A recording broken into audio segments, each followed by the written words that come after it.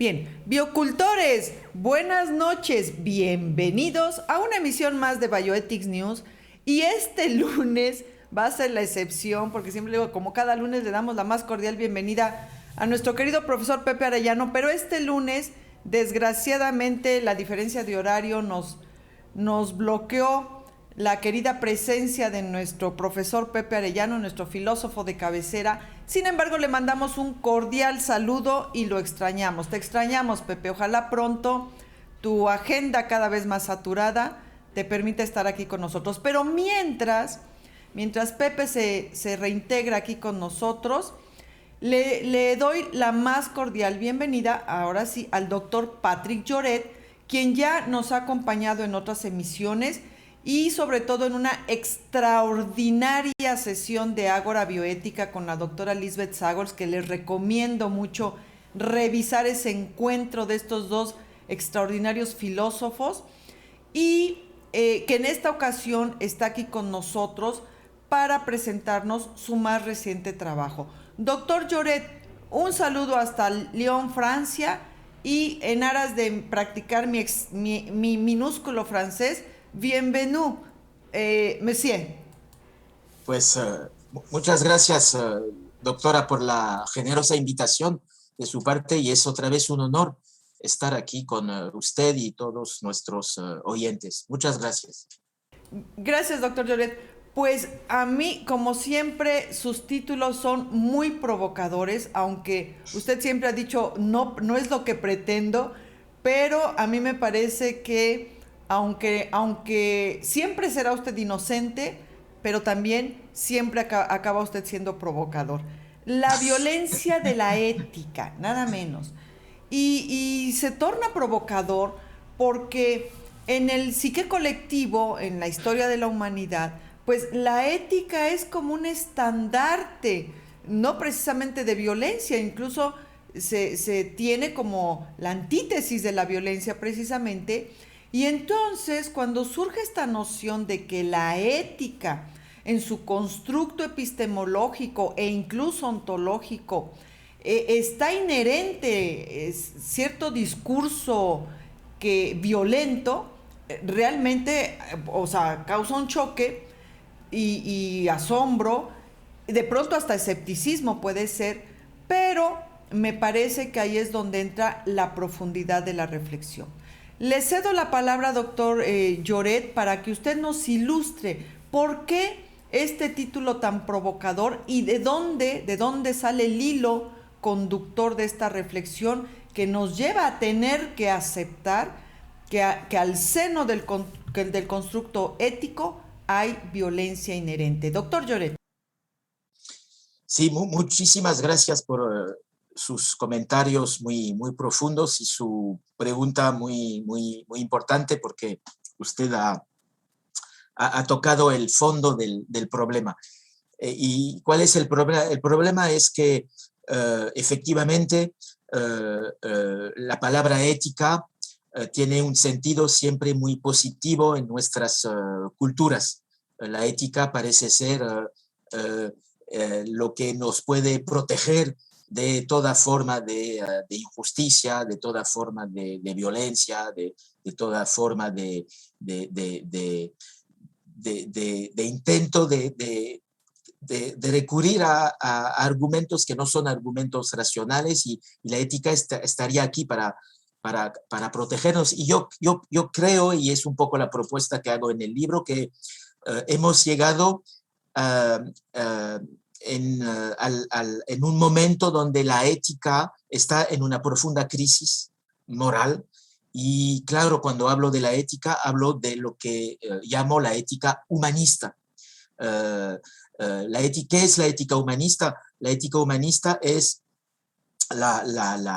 ese saber de tipo moral que existe para proteger solamente algunas, o más bien dicho, algunos vivientes, y esos vivientes son precisamente los humanos.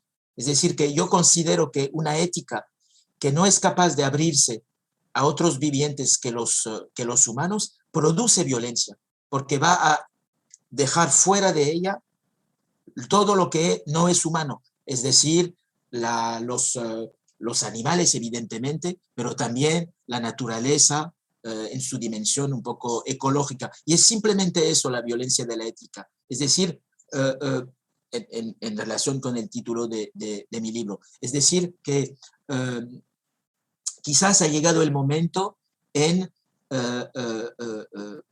reflexionar sobre los límites de ese saber moral que no permite tomar en cuenta otros intereses que los intereses puramente humanos. Yo no digo que no hay que tomar en cuenta los intereses puramente humanos. Digo que si se toma solamente en cuenta esos intereses, producimos injusticias, producimos violencia, y el mejor ejemplo es la cuestión animal. ¿Por qué hemos llegado a relaciones tan complicadas, tan violentas con los animales? Porque la ética fundada, inventada por los humanos, todo a lo largo de su muy larga historia, pues esa ética en su mayor parte no ha sido capaz de dar un pequeño lugar a los animales. Y eso me parece que se debe cuestionar, interrogar, analizar, haciendo lo que hago en el libro como una genealogía de la ética, y haciendo esa genealogía, es decir, esa historia un poco crítica, me doy cuenta que desde el principio la ética ha producido, por lo menos a través de la palabra ética, ha producido una forma de exclusión que desde el punto de vista propiamente ético es un problema. Es decir que sabemos ahora que cuando se utiliza otra palabra después de la palabra ética, por ejemplo, ética ambiental, hay algo que no va, no, hay una ambigüedad. ¿Qué quiere decir una ética de la naturaleza? Y aún más cuando se habla de ética animal. ¿Qué sentido tiene aplicar esas dos palabras tan opuestas? Y es eso lo que yo he intentado entender en el libro.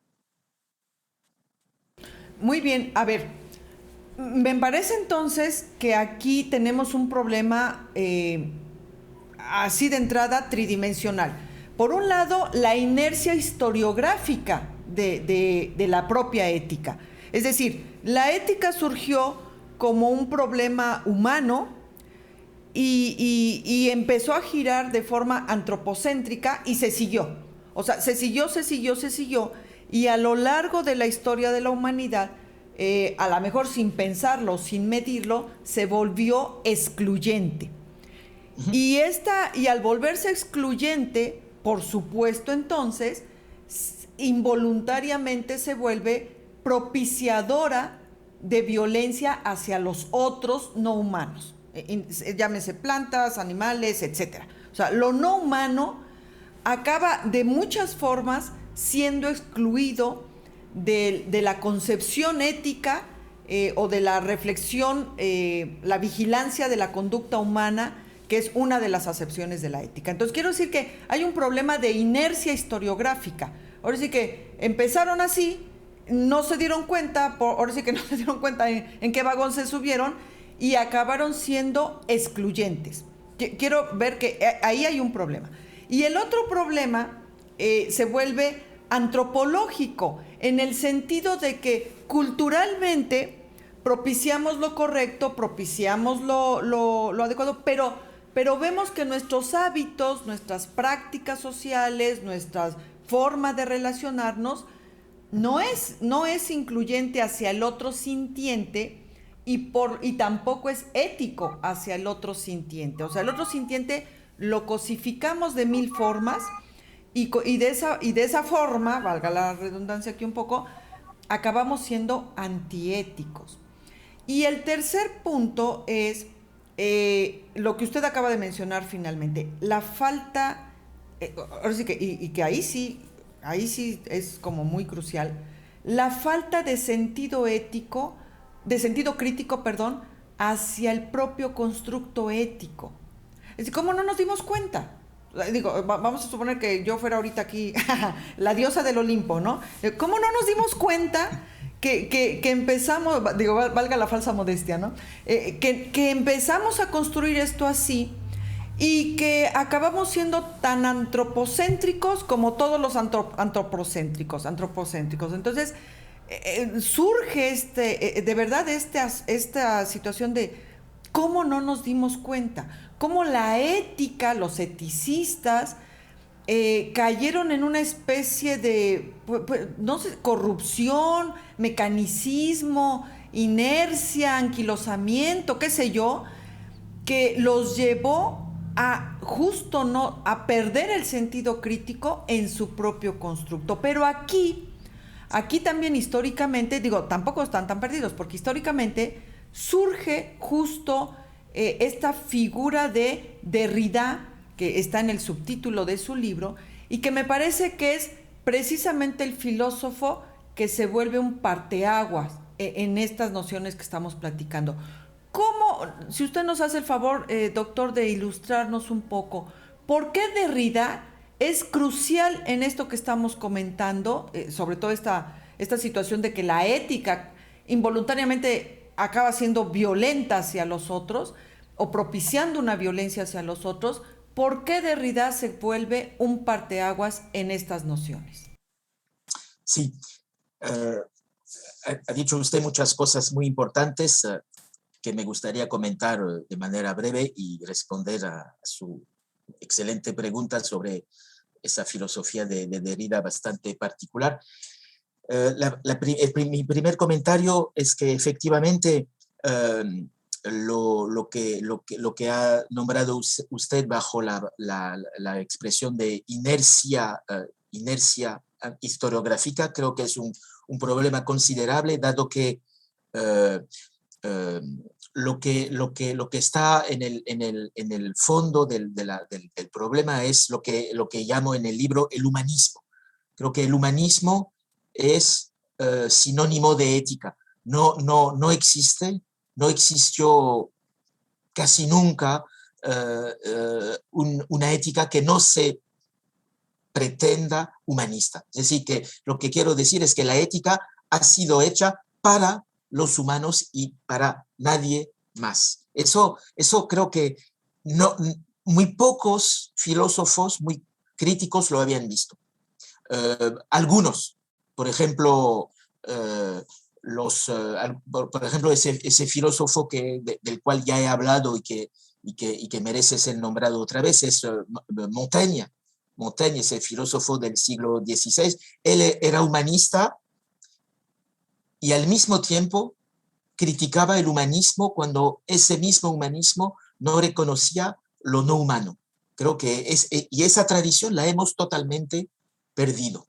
Yo en el libro intento entender por qué hemos perdido esa tradición y esa tradición ha sido invisibilizada por otra tradición humanista dominante que podemos considerar que el autor de esa segunda tradición dominante y profundamente humanista también, pero con otros conceptos, es la tradición del racionalismo de Descartes, por ejemplo.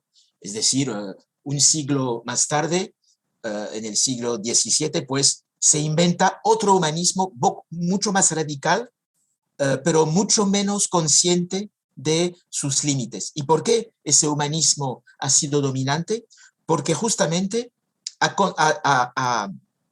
puesto en el centro los intereses de los humanos a través del concepto de conciencia.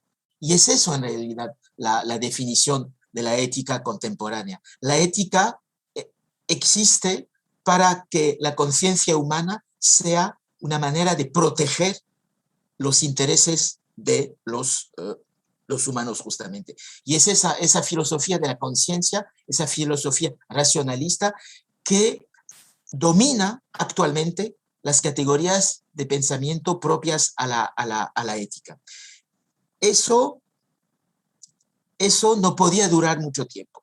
Y en el siglo XX hay toda una tradición filosófica, principalmente en lo que se llama la filosofía francesa, después del estructuralismo, con Foucault, que ha reflexionado mucho sobre la biopolítica, con Deleuze, que ha reflexionado mucho también sobre la vida, el concepto de biología, etc. Y con Derrida, que él ha reflexionado mucho también sobre un poco la idea de si es posible o no de construir ese humanismo en el que vivimos. Y eso, creo que si no se entiende esa historia que ha hecho en gran parte nuestra sociedad, no podemos entender el proyecto del libro, de mi libro, La violencia de la ética. Ahora voy a responder más claramente en relación con Derrida, que ya he nombrado. ¿Qué puede traernos Derrida para responder a ese problema de esa ética que no es capaz de ver sus propios límites? Porque es eso el fondo del problema. Pues lo que define al pensamiento de Derrida es la idea de que el humano dedica mucho tiempo a contarse él mismo una historia que lo valoriza de manera muy, muy injusta en relación con otros vivientes. Y, por ejemplo, Derrida dice que hay 3 elementos de los cuales se sirve el humano para considerarse que no es una especie como las otras. El primer elemento que utilizamos todo y que hemos todos utilizado y que sirve de argumento fundamental para decir que no podía existir otra ética no humanista, dado que hay una diferencia fundamental entre los humanos y los animales, es la cuestión del lenguaje. El lenguaje es el fundamento esencial del hecho de que es el hombre quien tiene el poder que pasa por la inteligencia, la razón, el lenguaje, etc.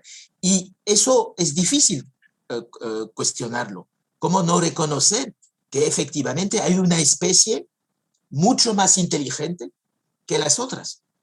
Yo que critico al humanismo no puedo hacer otra cosa que reconocer que hay una superioridad intelectual del hombre sobre todas las otras especies. Pero el problema es que con esta superioridad no hay la posibilidad tampoco de tomar en cuenta los intereses de esos otros vivientes, como si esa inteligencia no se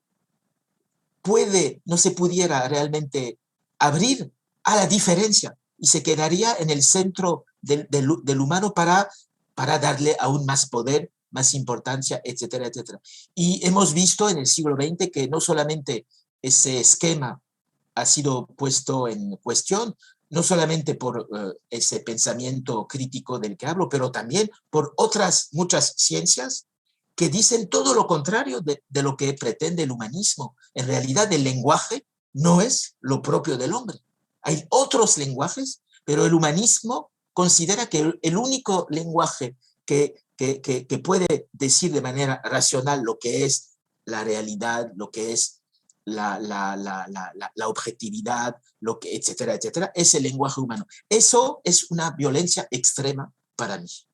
Y es por eso que Derrida ha dedicado una gran parte de su pensamiento a decir si hay un solo lenguaje, el lenguaje humano, que permite describir con rigor lo que somos, pero al mismo tiempo darnos el poder sobre la realidad, dado que no podemos realmente saber cómo se representan en el mundo las otras especies, porque se lo representan.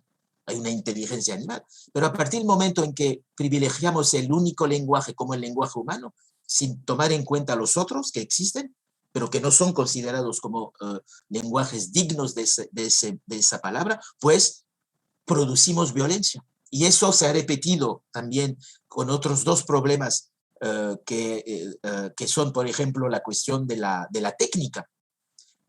Hay una relación entre la ética y la técnica. La bioética, que usted conoce, doctora, mejor que yo, es una reflexión sobre las relaciones entre la humanidad y las técnicas que la humanidad ha inventado, diciendo que no puede existir un problema entre la técnica y los no humanos. Pues hemos visto en realidad que la técnica no es tampoco lo propio del hombre. Hay muchas formas de técnica en muchas especies animales. Claro, no es una técnica como la técnica humana, muy compleja, muy elaborada, muy sofisticada, pero hay otras técnicas propias a tales y tales sociedades humanas. Pues hasta ahora la ética, en el sentido humanista, no ha sido capaz de reflexionar sobre el hecho de que la técnica no es tampoco lo propio del hombre. Y es muy posible que la función de la técnica en el mundo humano y en las culturas animales tenga una función bastante comparable. Pues, podríamos hacernos esa pregunta. Y el último elemento, creo el más radical, porque nadie hubiera imaginado que eso podría existir en otros mundos que el mundo humano, es lo que se llama en la ética, en la bioética, un concepto bastante complejo, pero también que produce violencia a partir del momento en que solo el humano pretende tenerlo, es el concepto de simbólico. Lo simbólico hasta ahora en la ética ha sido totalmente reservado al humano. Y eso, pues, también hay que cuestionarlo y podremos interrogarnos sobre qué es lo simbólico y de qué manera puede existir bajo otras formas en mundos no animales. Todo eso Derrida ha escrito muchísimos textos, muchísimos libros, y en mi libro La violencia de la ética intento dar los instrumentos para deconstruir lo que se llama lo propio del hombre, que sea el lenguaje, que sea la técnica o que sea lo simbólico. Recuerdo que cuando éramos estudiantes, la doctora Juliana González nos decía que la bioética había rescatado a la ética, porque la ética en ese entonces estaba muerta, bueno, no muerta de desaparecida, sino en el sentido de una inercia que solo estaba reflexionando sobre cuestiones ahí de lógica, de estructura, en fin, dice, pero no estaba viendo al mundo. O sea, aquí el punto, dice, es que cuando surge la bioética, tristemente permite, o mejor dicho, permite concientizar que tristemente la ética había dejado de ver al mundo. Y al surgir todo esto que ahorita nos comentó muy bien de esta cuestión de la técnica, la ciencia con conciencia, la ética se vio obligada a volver a ver al mundo. Y ahora que está obligada a volver a ver al mundo, todas estas nociones que usted ahorita nos platicó se tornan capital. O sea, se tornan capitales porque empieza entonces esta autocrítica, empieza entonces estas nuevas perspectivas de tener que ser incluyentes, pero en el término más profundo posible, donde el otro adquiere una importancia vital, porque el otro ya no solo es el animal no humano, sino estos ecosistemas que están colapsando, que nos están llevando a la sexta extinción, y que todo pinta nos van a poner en jaque en lo que resta del ciclo y la mitad del siglo que viene, en materia de viabilidad, incluso en unas formas de vida y sustentabilidad. Entonces, este otro que antes era, pues ahora estamos viendo, literalmente ignorado, excluido de la reflexión ética, en este momento se vuelve incluso una figura más preponderante que el humano mismo. Porque sin ese otro, si no se logra estabilizar o equilibrar ese otro, la propia vida humana empieza a verse en un serio riesgo, y para muestra el botón pandémico que acabamos de tener. Y aquí también mencionó usted otra cosa que a nuestro auditorio seguramente le va a interesar, por la cuestión de Descartes y cómo Descartes desarrolló un humanismo más radical, que llegó incluso al grado de conceptualizar al cuerpo humano como una máquina factible de ser reparada a ultranza, y que en el ámbito médico clínico degeneró en una deshumanización que justo la bioética está tratando de, primera, revertir, y segunda, equilibrar, porque nos llevó a todas estas prácticas clínicas donde justo veíamos así el cuerpo, solo una máquina de hazle, y que ahora lo entendemos con estos términos de distanasia, etcétera, pero no voy a seguir más porque si no nos vamos a desviar. Pero sí ver, o sea, lo que quiero ilustrar es cómo esta crítica, esta reflexión crítica que el doctor Lloret hace en el seno ontológico epistemológico de la ética, de alguna forma, o por no decir de muchas formas, nos acaba afectando a todos. Porque finalmente la ética, la filosofía, forman parte del constructo cultural antropológico de nuestros referentes. Luego entonces, si esos referentes están así, como adoleciendo de esta visión crítica del otro y del propio humano, o sea, no solo fue excluyente con el otro no humano, sino también nos dio un llegue a nosotros, también nos dio un golpe al propio humano al generar estas nociones mecanicistas, estas nociones del cuerpo solo como una máquina, esta dualidad del propio humano, de espíritu por allá, alma por allá, mente por allá, cuerpo por acá, y entonces esta disgregación dual del propio humano que pues solo nos acarrió, para empezar, muchos problemas de salud mental, pero eso sería ya como ahondar en otras cosas. Pero ciertamente ahora sí que esta falta de humanismo en el humanismo nos dio también un golpe a el constructo cultural, antropológico del propio humano. Y entonces surge esta figura de este filósofo Derrida, porque, pues en mi entender, es el que pone el primer punto sobre la I, o sea, es el que pone el dedo sobre la llaga y dice, a ver, momento, alto, estamos haciéndolo mal y estamos dejando fuera a los sintientes. O sea, surgen estas nociones de que el sintiente, independientemente de si es humano o no, merece otra visión filosófica, otra visión ética aparte, merece otra consideración.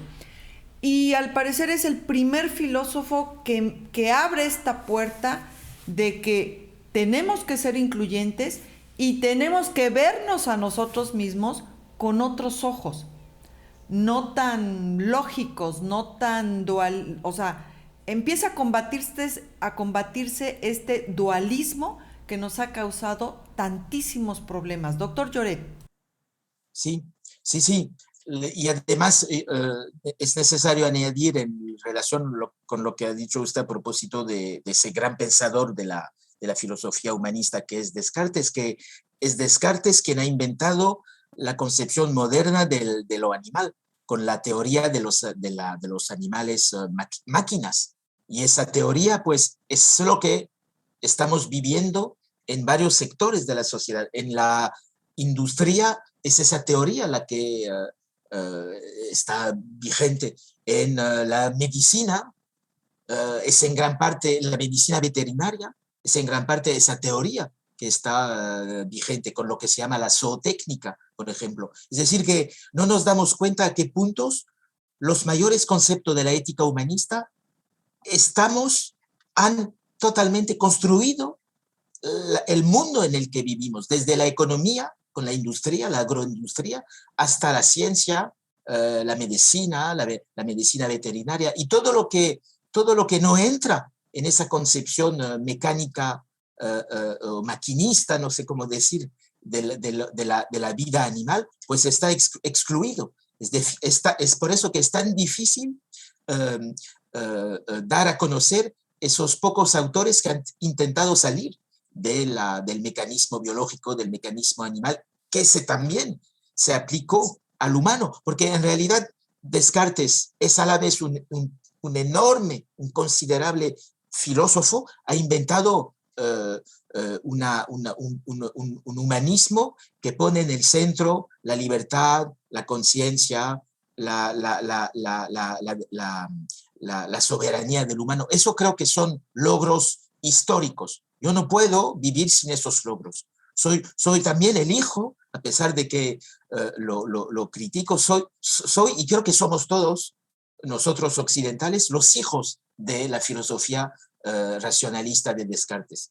Pero al mismo tiempo ha producido esa violencia, dado que no ha podido hacer reconocer otras facultades a los animales que facultades puramente deterministas. Pero lo que hay que subrayar para hablar un poco de Descartes, porque creo que es la clave del humanismo, es la causa profunda del humanismo, el origen del humanismo contemporáneo, es que cuando dice Descartes que somos, que hay que pensar el humano como una máquina biológica, pues paradójicamente eso permite producir muchísimos conocimientos de tipo científico, del lado de la anatomía, de la fisiología. La ciencia moderna no puede ser otra cosa que cartesiana. Es un logro enorme, es una revolución científica y ética. Pero al mismo tiempo esa revolución ha olvidado algunos elementos de lo que es realmente la vida, la animalidad, y si añadimos sobre ese pensamiento humanista muy profundo que ha hecho lo que somos, también otro discurso que también fue dominante, que ya no lo es, y que es siempre un poco difícil hablar de, pero hablo del discurso religioso. En realidad, las religiones son también humanistas en el mismo sentido que el humanismo cartesiano, dado que siempre oponen el humano de un lado, que lo tendría todo, hasta la ética. Las religiones también son unas fuentes fundamentales para producir ética.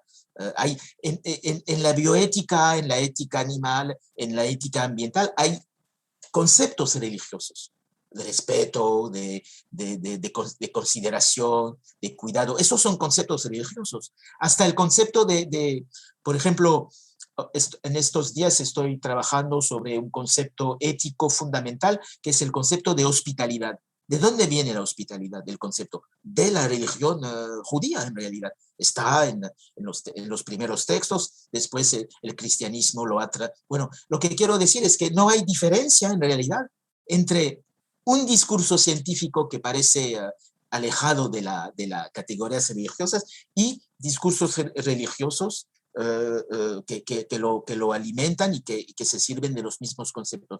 Es decir, que el humanismo es un bloque que proviene del pensamiento occidental del que estamos hablando, pero también de creencias religiosas que no se pueden, que no se pueden olvidar, dado que están presentes en casi muchísimos conceptos. Y Derrida ha intentado ver los límites de esos dos discursos dominantes, que, bueno, hoy el discurso religioso ya no es dominante, yo pienso que también en Latinoamérica, donde se encuentra usted, doctora, ya no, la religión ya no tiene mucho poder, y es muy bueno, es un logro normal del humanismo, digamos, de tipo científico, dado que ha habido también un conflicto en un momento dado entre humanismo científico y humanismo religioso, dos concepciones del hombre que no correspondían totalmente. Pero y eso es otro problema, cuando un solo discurso domina casi todo, el discurso puramente humanista en el sentido filosófico de la palabra, en el sentido ético, y frente al cual ya no hay ningún discurso que puede oponerse a él, pues es difícil no ver la violencia que genera ese único discurso, y todo lo que no corresponde a sus intereses, a sus categorías, pues no tienen existencia. Es eso el fondo del problema. Y creo que muy pocos pensadores lo habían visto esto. Habían tenido el coraje de reconocer que no podemos ser otra cosa que humanistas, pero quizás no queremos ver toda esa violencia que produce el hecho de que estamos ciegos cuando no queremos tomar en cuenta otros intereses que los que provienen de los intereses de la humanidad. La dificultad de eso es que hay que seguir siendo humanistas, pero como limpiando el humanismo de sus concepciones arcaicas, de sus concepciones arbitrarias de lo que no es el humano. Y eso, por el momento, es imposible hacerlo. Sería eso mi propuesta. Yo voy a diferir en su última palabra porque me parece que usted mismo se engaña. En el sentido de cuando dice usted, es imposible. No, este libro, justo este libro que hoy estamos presentando, es la primera muestra de que la utopía es posible que se haga realidad. Luchas como la de usted, personas como usted, pensadores que están en la misma línea de usted y quizás en menor escala, los que aquí estamos como gotita de agua pegándole a la piedra, es exactamente lo que le da una nota de esperanza a la utopía, a que la utopía tarde o temprano sea realidad. Y a mí me parece que sí lo estamos logrando. Claro, ser un poco pacientes con los tiempos. O sea, hasta Dios se tardó 7 días en hacer el universo. Pero me parece que la lucha está sembrada, la semilla de la lucha está sembrada y está empezando a dar pequeños frutos, pequeñas flores de florecimiento. Efectivamente, quizás ni siquiera valga la pena cambiar el término, sino seguir con el humanismo, pero con otro contenido. O sea, con otro contenido que permita justo lo que el humanismo tradicional, por llamarlo ahorita de alguna forma, impidió. Que es, para empezar, esto de la dualidad humana, porque le digo, golpeó a los otros, pero también golpeó al propio humano. Nos impregnó de mucha violencia que actualmente pues estamos ya logrando concientizar. Recientemente, y cuando digo recientemente fue hace unos 4 o 5 días, escuché una entrevista a la doctora Juliana González y justo reafirmaba exactamente lo que ahorita estamos platicando. Dice, no más dualismo, ya no va el concebir al humano como algo dual. Dice, ahora es una entidad donde, dice, ni siquiera aceptábamos que el humano tuviera alma, ahora sabemos que la tiene. Y entonces escuchar a filósofos de esta talla decir todo esto es lo que a mí me permite enfatizarle, doctor Lloret, que no es imposible, está siendo posible, solo que tengamos un poco de paciencia también con la inercia historiográfica. Y en ese sentido, la obra que usted hoy nos presenta es precisamente esas extraordinarias aportaciones, esos granitos de arena que tarde o temprano, estoy absolutamente segura, vamos a lograr que ese contenido de esta palabra tan simbólica, tan importante que es humanismo, va a ser incluyente, no antropocéntrica, o sea, no radicalizada en este antropocentrismo, obvio, por razones obvias, generada por humanos, pero ya consciente de sus límites y de sus riesgos. Es decir, si nadie vigila cómo se está construyendo, pues sucede lo que sucedió ahorita, de que 7,000 años después, caramba, lo hicimos un poco mal, o cometimos estos errores, o hicimos estas cosas que no debían. Yo creo que aquí el realce de la violencia de la ética, Derrida para humanistas, que es la obra que hoy estamos presentando, el realce es, lo capital es este llamado de atención, esta reafirmación de siempre mantener una visión crítica hacia todo lo que hacemos, sea a nivel individual, sea a nivel colectivo, sea a nivel humanidad, porque cuando no lo hacemos, sucede exactamente lo que usted ya bien nos ilustró de forma bastante acertada. Entonces, sí, yo aplaudo, ahora sí que un aplauso bioético profundo para este esfuerzo intelectual que usted hizo. En mi entender, debemos ya estar agradecidos que gente como usted está a pie de lucha y están produciendo esta obra que se torna, biocultores, por favor, se torna de obligada lectura, porque nosotros, como actores de la historia, que ahorita estamos en gerundio, solo tenemos 3 opciones: ser parte del problema, ser parte de la solución o ser indiferentes. y ser arrastrados por la inercia de la historia. Y me parece que lo más fascinante y que realmente nos convierte en biocultores es que seamos parte de la solución. Y para eso hay que informarse, no nada más aquí de opinites, hay que leer. Y esta obra, en ese sentido, me parece crucial, un referente crucial. Anótenlo, biocultores, anótenlo, porque les aseguro que dentro de un siglo este libro va a ser un clásico, así como ahora es la obra de ¿cómo se llama este hombre? Potter, que sus 2 libros son un clásico, una biblia dentro de la bioética. Bueno, pues así va a ser un clásico la obra que hoy estamos presentando. Ustedes irán a mi tumba a platicármelo, porque obvio hay que esperar que la historia corra. Pero doctor Lloret, yo creo que... mía también. Perdón. No olvide, doctora, también mi tumba, ¿eh? Vendrán también a la mía. Irán a nuestras tumbas. Bueno, a mi tumba y a usted al monumento, que seguramente la historia tarde o temprano le erigirá, porque yo de verdad digo, cansada de ver muchos fenómenos, por pura cronología, me ha tocado ver el nacimiento de muchas cosas que hoy son historia, y no, creo que tengo una particular sensibilidad para detectar cuando algo es verdaderamente paradigmático. Y este libro lo es, y simplemente es esperar a que ocupe su lugar en la historia. Estos esfuerzos intelectuales como los de usted, doctor Lloret, al cual están sumados muchos otros intelectuales, van a lograr esta, digamos, rectificación del constructo, nada menos que del constructo ontológico, epistemológico de la ética, porque nos guste o no, lo aceptemos o no, la ética es uno de los pilares cruciales del sostén en el devenir de la humanidad misma. Entonces, no es un esfuerzo menor y no es una aportación menor, y solo esperar a que la historia lo termine de descubrir. Mientras, biocultores, sintámonos privilegiados, porque aquí en Bioethics News estamos recibiendo la historia incluso antes de que suceda.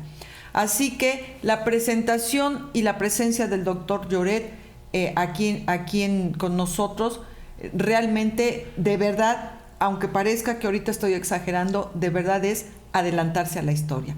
Doctor Lloret, no hay palabras para agradecerle esta generosidad de su parte, y de verdad, créame, algún día lo visitarán en su monumento los alumnos y dirán: wow, aquí está la leyenda. Mientras, pues se nos terminó el tiempo, pero le agradezco muchísimo su visita aquí a Bioethics News. Biocultores, hay que leer este libro, de verdad, es literal adelantarse a la historia y contribuir a ella. Doctor Lloret, muchísimas gracias por su visita el día de hoy, y de ya le abro una nueva invitación, y sin saberlo, usted está inaugurando nuestra serie de fin de año, así que con esta primera emisión vamos cerrando ya nuestro 2021, que no fue un año ni grato ni fácil, pero confiamos con esta serie cerrarlo de forma formidable y grata. Doctor Lloret, nos despedimos. Sí, muchas gracias otra vez por su invitación, y sobre todo por algo muy poco frecuente en la vida intelectual, esa hospitalidad que tiene usted hacia las ideas nuevas. Es algo que hay que felicitar, porque es muy raro, poco frecuente, y le agradezco muchísimo, doctora. Muchas gracias.